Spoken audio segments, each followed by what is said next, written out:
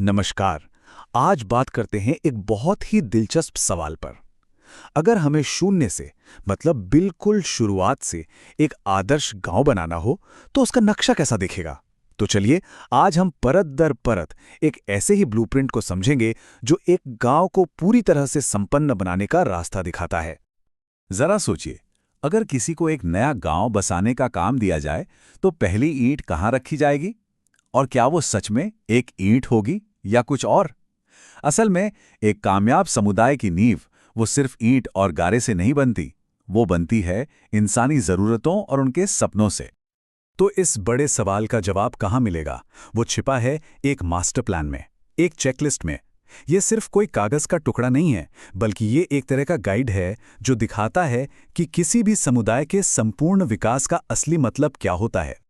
तो चलिए इस सफर की शुरुआत करते हैं।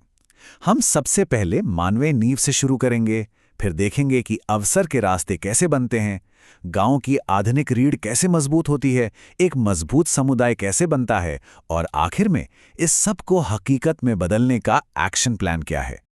तो किसी भी मजबूत इमारत की तरह एक मजबूत समुदाय की भी एक मजबूत नींव होनी चाहिए, और ये नींव है इंसानी नींव। मतलब इससे पहले कि हम विकास की ऊंची ऊंची बातें करें, हमें यह पक्का करना होगा कि हर इंसान को सम्मान और सुरक्षा के साथ जीने की बुनियादी चीजें मिल रही हैं। तो सबसे पहले क्या आता है? बिल्कुल वही जो हम सब जानते हैं, रोटी, कपड़ा, मकान और हाँ, साफ पानी। ये सिर्फ जरूरतें नहीं है, ये हर नागरिक का अधिकार है।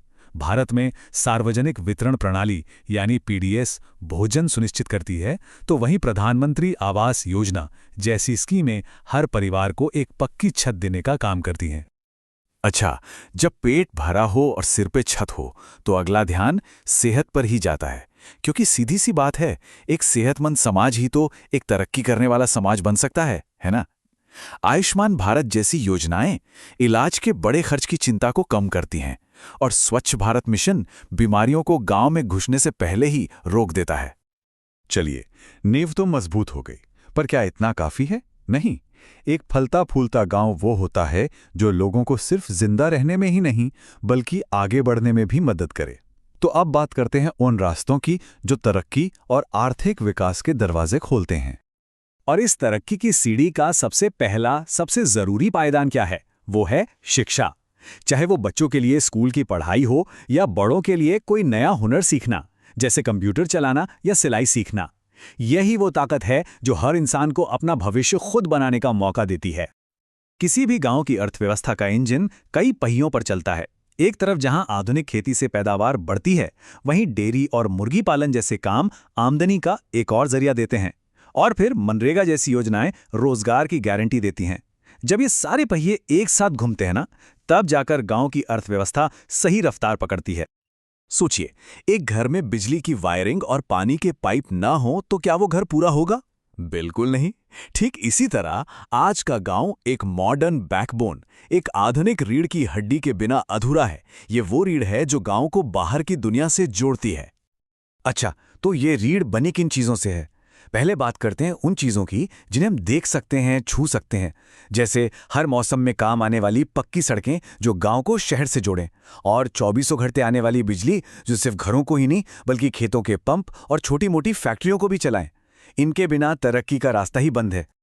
पर रुके, आज के ज़माने में इंफ्रास्ट्रक्चर का मतलब सिर्फ सड़कें और बिजली के तार नहीं रह गया है।